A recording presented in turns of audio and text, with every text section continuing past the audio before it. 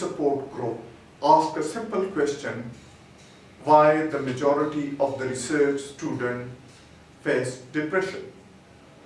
This narration precisely reflects the depressed and confused state of mind some of my colleagues had worked through a couple of years back when they were doing PhD. This refreshed my memories and reminded me of the painful ordeal they underwent, and probably each PhD scholar and doctoral research student used to experience. Based on the analysis of the feedback from the group members and based on my personal experience, this short video provides some useful insight for the novice researchers and PhD scholars how to address such a situation. While following the comments of the group members, I found a claim on certain observations, as majority of them shared their perspectives based on personal experiences. They highlighted the problems, worries and troubles they face up during the course of their PhD studies. A great deal of them censured the critical role of the supervisors.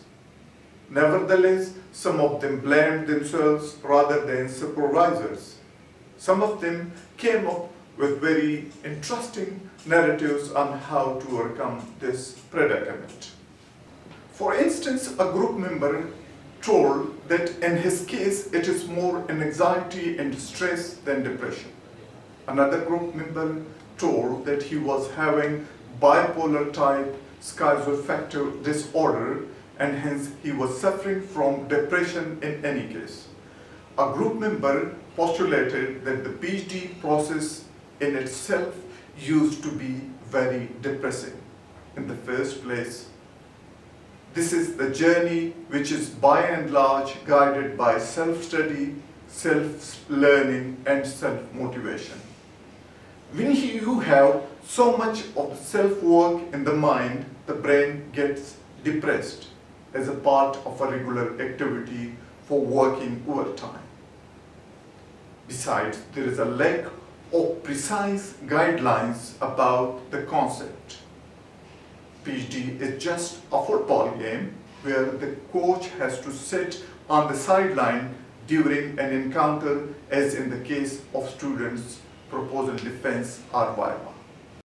A member commented that he was told that in the words PhD, P stands for politics, H for hard work, and D for determination.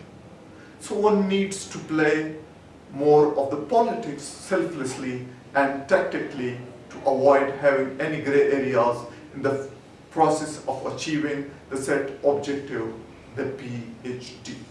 Another feels it is the lack of funds that causes depression, and another group member believes it is the English language rather than anything else that perturbed her. A member says that intellectual bullying by the supervisor is the root cause of the trouble.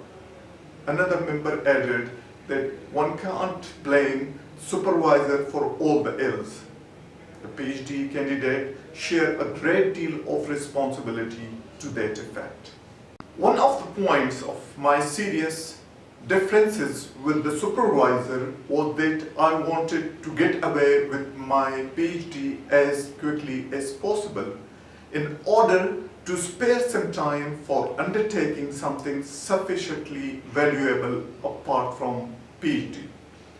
Nevertheless, I assumed the supervisor wanted me to take it easy. I had the gut feeling that my supervisor made me work equivalent to 3 PhDs on a single PhD thesis. But he was supposed to say that this is expected of each and every PhD candidate, and I am no exception. Now I feel that he was absolutely right.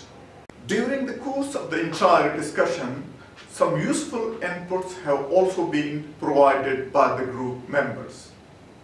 For instance, one of the group members maintain that lack of consistency and imposter syndrome are responsible for the whole mess.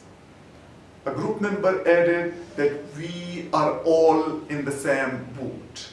Nevertheless, we are stronger because we had figured out the survival route. A member suggested to take a break and relax. Giving up will not help in any way. A member summarized the whole discussion very succinctly. While you want a good supervisor wants good students. Understand their language, they tend to be used andragogy way of teaching as opposed to pedagogy. Thank you for watching.